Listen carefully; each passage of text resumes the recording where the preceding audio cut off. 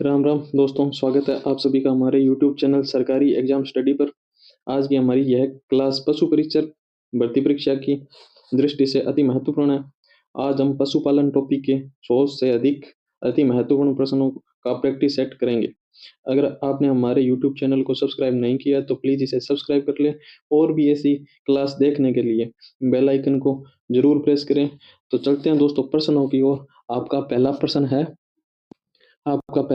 दोस्तों, भारत में पशुपालन से संबंधित पहला राष्ट्रीय पशुधन सर्वेक्षण कब हुआ? आपका ऑप्शन नंबर ए है वो सही हो जाएगा 1951। आपका अगला प्रश्न है दोस्तों, पशुपालन का मुख्य उद्देश्य क्या है? ऑप्शन नंबर ए कृषि कार्य, ऑप्शन नंबर बी दुग्ध उत्पादन, ऑप्शन नंबर सी मांस उत्पादन, ऑप्शन नंबर डी सभी। आपका ऑप्शन नंबर डी है वो सही हो जाएगा, सभी। सभी पशुपालन का मुख्य उद्देश्य है। आपका अगला प्रश्न है दोस्तों, भारत में डेयरी विकास के लिए कौन सी योजना सबसे प्रसिद्ध है? आपका ऑप्शन नंबर ए है वो सही हो जाएगा, ऑपरेशन फ्लड। भारत में डेयरी विकास के लिए ऑपरेशन फ्लड है जो सबसे प्रसिद्ध योजना है। आपका अगला प्रश्न है दोस्तों, डेयरी उद्योग में सबसे ज्यादा उपयोग होने वाला पशु कौन सा है? आपका ऑप्शन नंबर ए है वो सही हो जाएगा, गाय। आपका अगला प्रश्न है दोस्तों, भारत में सबसे ज्यादा भैंस किस राज्य में पाई जाती है? आपका ऑप्शन नंबर ए है वो सही हो जाएगा, उत्तर प्रदेश। भारत में सबसे ज्यादा भैंस है वो उत्तर प्रदेश में है। आपका अगला प्रश्न है दोस्तों, भारत में पहली कृत्रिम गर्भाधान प्रयोगशाला कहाँ स्थापित हुई है?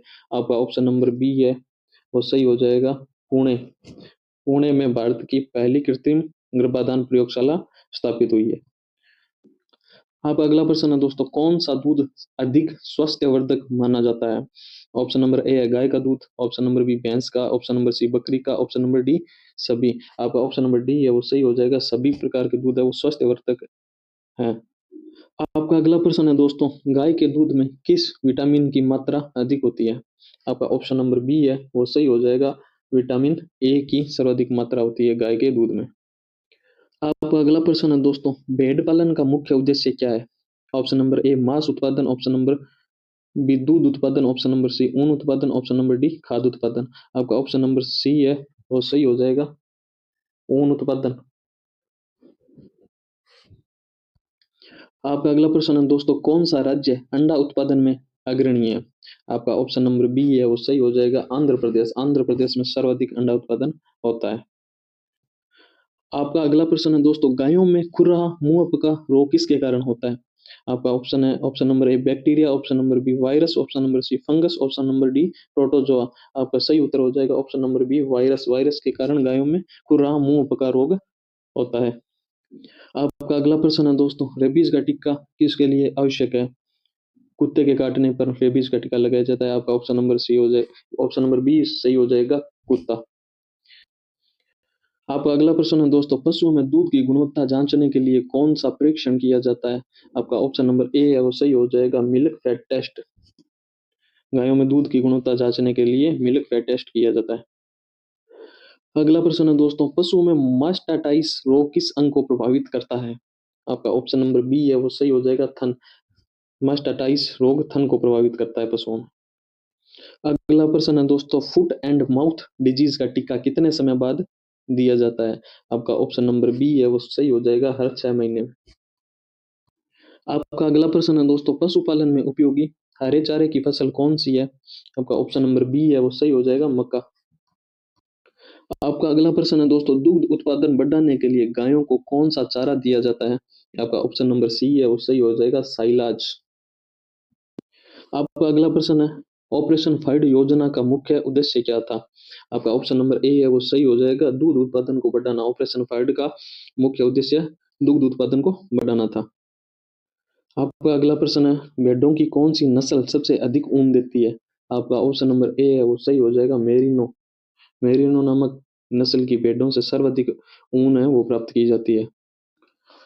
अगला प्रश्न है दोस्तों, भारत में पशु चिकित्सा विज्ञान का मुख्य संस्थान कहाँ स्थित है? आपका ऑप्शन नंबर ए है वो सही हो जाएगा, बरेली। बरेली में भारत में पशु चिकित्सा विज्ञान का मुख्यालय स्थित है। अगला प्रश्न है दोस्तों, मुर्रा किस प्रकार की भैंस की नस्ल है? आपका ऑप्शन नंबर ए है वो सही हो जाएगा, दूध देने वाली भैंस। अगला प्रश्न है दोस्तों, जर्सी गाय किस देश से संबंधित है? आपको बताना है जर्सी नस्ल की गाय है वो किस देश से संबंधित है। आपका ऑप्शन नंबर बी है वो सही हो जाएगा, इंग्लैंड से संबंधित है जर्सी गाय। अगला प्रश्न है दोस्तों, राठी किस राज्य की गाय की फसल है? आपका ऑप्शन नंबर ए है वो सही हो जाएगा, राजस्थान। अगला प्रश्न है दोस्तों, भारतीय नस्लों में सबसे ज्यादा दूध देने वाली गाय कौन सी है? आपका सही उत्तर हो जाएगा B, option number B, Sahiwal. Sahiwal नस्ल की गाय है वो भारत में सबसे ज्यादा दूध देती है। अगला प्रश्न है दोस्तों, ऊंट पालन मुख्यतः किस राज्य में किया जाता है? आपका ऑप्शन नंबर बी है वो सही हो जाएगा, राजस्थान। अगला प्रश्न है, गाय की कौन सी नस्ल सबसे अधिक गर्म क्षेत्रों के लिए उपयुक्त है? ऑप्शन नंबर ए है वो सही हो जाएगा, साहिवाल। अगला प्रश्न है, कुरुबा जाति मुख्य रूप से किस कार्य से जुड़ी है? आपका ऑप्शन नंबर ए है वो सही हो जाएगा, भेड़ पालन। अगला प्रश्न है, पिग फार्मिंग के लिए सबसे उपयुक्त नस्ल कौन सी है? Option number A large white Yorkshire, option number B Poland China, option number C middle white, option number D सभी। आपका ऑप्शन नंबर डी है वो सही हो जाएगा, सभी। अगला प्रश्न है, बकरियों की कौन सी नस्ल दूध उत्पादन के लिए प्रसिद्ध है? आपका ऑप्शन नंबर ए है वो सही हो जाएगा, जमुनापारी। जमुनापारी नस्ल की बकरी दूध उत्पादन के लिए प्रसिद्ध है। अगला प्रश्न है, भारतीय नस्ल की सबसे अधिक ऊन देने वाली भेड़ कौन सी है? आपका ऑप्शन नंबर सी है वो सही हो जाएगा, चोकला। अगला प्रश्न है, साइलाइज में प्रोटीन की मात्रा बढ़ाने के लिए कौन सी फसल मिलाई जाती है? आपका ऑप्शन नंबर बी है वो सही हो जाएगा, लोबिया। अगला प्रश्न है दोस्तों, पशुओं को खिलाई जाने वाली खली में सबसे ज्यादा प्रोटीन किस में होता है? आपका ऑप्शन नंबर डी है वो सही हो जाएगा, सोयाबीन खली। अगला प्रश्न है, संतुलित आहार में क्या शामिल होता है? आपका ऑप्शन नंबर ए है प्रोटीन, ऑप्शन नंबर बी वसा, ऑप्शन नंबर सी विटामिन और खनिज, ऑप्शन नंबर डी सभी। आपका ऑप्शन नंबर डी है वो हो जाएगा, सभी के सभी शामिल होती है संतुलित आहार में। अगला प्रश्न है, गाय और भैंस के लिए सबसे अच्छा हरा चारा कौन सा है? आपका ऑप्शन नंबर ए है वो सही हो जाएगा, बरसीम। बरसीम है वो गाय और भैंस के लिए सबसे अच्छा हरा चारा होता है। अगला प्रश्न है, चारे की पाचन क्षमता बढ़ाने के लिए कौन सी प्रक्रिया उपयोगी है? ऑप्शन नंबर ए भूसा भिगोना, ऑप्शन नंबर बी चारा कतरना, option number C cycling, option number D सभी। आपका ऑप्शन नंबर डी है वो सही हो जाएगा, सभी के सभी। अगला प्रश्न है, पशुओं के चारे में मिनरल मिश्रण क्यों डाला जाता है? ऑप्शन नंबर ए रोग प्रतिरोधक क्षमता बढ़ाने के लिए, ऑप्शन नंबर बी हड्डियां मजबूत करने के लिए, ऑप्शन नंबर सी प्रजनन क्षमता बढ़ाने के लिए, ऑप्शन नंबर डी सभी। आपका ऑप्शन नंबर डी है वो करेक्ट हो जाएगा, सभी के सभी। अगला प्रश्न है दोस्तों, मवेशियों में पाचन सुधारने के लिए किस बैक्टीरिया का उपयोग होता है? आपका ऑप्शन नंबर बी है वो सही हो जाएगा, रूमिनोकॉक्स। अगला प्रश्न है दोस्तों, हरित क्रांति के तहत डेयरी उत्पादकों को कौन सी सहायता प्रदान की गई थी? ऑप्शन नंबर ए है सब्सिडी, ऑप्शन नंबर बी है प्रशिक्षण, ऑप्शन नंबर सी है वित्तीय सहायता, ऑप्शन नंबर डी है सभी। आपके ऑप्शन नंबर डी है वो सही हो जाएगा, सभी के सभी। हरित क्रांति के तहत डेयरी उत्पादकों को सब्सिडी दी गई थी, प्रशिक्षण दिया गया था, वित्तीय सहायता भी दी गई थी। अगला प्रश्न है, गायों के थन के संक्रमण से बचने के लिए कौन सी विधि अपनाई जाती है? गायों के थन को संक्रमण से बचाने के लिए कौन सी विधि अपनाई जाती है? आपका ऑप्शन नंबर ए है टीकाकरण, ऑप्शन नंबर बी है थन साफ रखना, ऑप्शन नंबर सी है दवाई लगाना, ऑप्शन नंबर डी है सभी।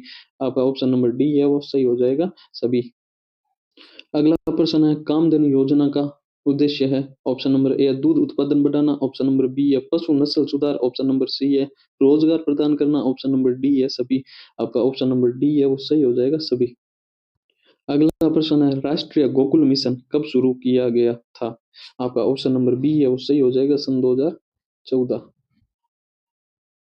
आपका अगला प्रश्न है, राष्ट्रीय डेयरी विकास बोर्ड एनडीडीबी का मुख्यालय कहाँ है?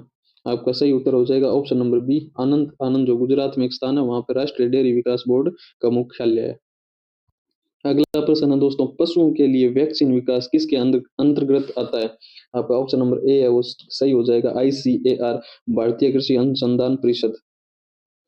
अगला प्रश्न है, डेयरी उत्पादों का प्रसंस्करण किसके माध्यम से किया जाता है? ऑप्शन नंबर ए है सहकारी समितियां, ऑप्शन नंबर बी है निजी कंपनियां, ऑप्शन नंबर सी है सरकार, ऑप्शन नंबर डी है सभी। आपका ऑप्शन नंबर डी है वो सही हो जाएगा, सभी। अगला प्रश्न है दोस्तों, पशुओं का जीवन काल किस पर निर्भर करता है? ऑप्शन नंबर ए है भोजन, ऑप्शन नंबर बी देखभाल, ऑप्शन नंबर सी स्वास्थ्य प्रबंधन, ऑप्शन नंबर डी सभी। आपका ऑप्शन नंबर डी है वो करेक्ट हो जाएगा, सभी। अगला प्रश्न है, भारत में पशुओं का औसत दुग्ध उत्पादन कितना है? आपका ऑप्शन नंबर बी है वो सही हो जाएगा, 5 से 6 लीटर। अगला प्रश्न है दोस्तों, भेड़ से ऊन प्राप्त करने की प्रक्रिया को क्या कहा जाता है? आपका ऑप्शन नंबर ए है वो सही हो जाएगा, शेयरिंग। भेड़ से ऊन प्राप्त करने की प्रक्रिया को शेयरिंग कहते हैं।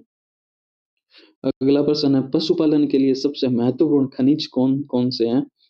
आपका ऑप्शन नंबर ए है वो सही हो जाएगा, कैल्शियम और फास्फोरस। ऑप्शन नंबर ए कैल्शियम और फास्फोरस।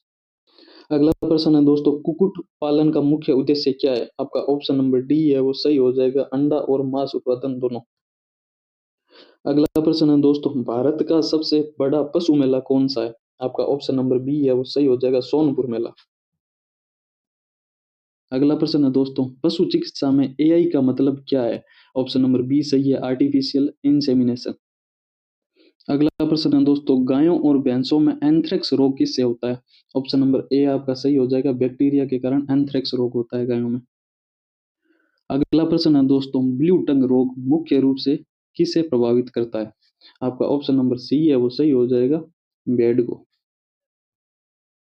अगला प्रश्न है दोस्तों, गाय में लंपी स्किन डिजीज का कारण क्या है? आपका ऑप्शन नंबर बी है वो सही हो जाएगा, वायरस। वायरस के कारण गायों में लंपी स्किन डिजीज होती है। अगला प्रश्न है आपका, पायरोप्लाज्मोसिस रोग किसके कारण होता है? आपका ऑप्शन नंबर ए है वो सही हो जाएगा, टिक किलनी। आपका अगला प्रश्न है दोस्तों, पशुओं में कैल्शियम की कमी से कौन सा रोग होता है? आपका ऑप्शन नंबर सी है वो सही हो जाएगा, दूध ज्वर। आपका अगला प्रश्न है दोस्तों, किस रोग में गाय दूध देना बंद कर देती है? आपका ऑप्शन नंबर बी है वो सही हो जाएगा, option number B, mastitis. Mastitis. अगला प्रश्न है दोस्तों, दूध में कौन सा प्रमुख प्रोटीन पाया जाता है? आपका ऑप्शन नंबर ए है वो सही हो जाएगा, केइसिन। अगला प्रश्न है दोस्तों, दूध में वसा प्रतिशत मापने का उपकरण क्या है? आपका ऑप्शन नंबर बी है वो सही हो जाएगा, बटर फैट टेस्टर। अगला प्रश्न है दोस्तों, डेयरी उत्पादन में भारत का वैश्विक स्थान क्या है? आपका ऑप्शन नंबर ए है वो सही हो जाएगा, पहला। अगला प्रश्न है दोस्तों, पशुओं में कृत्रिम गर्भाधान की पहली बार शुरुआत कहाँ हुई?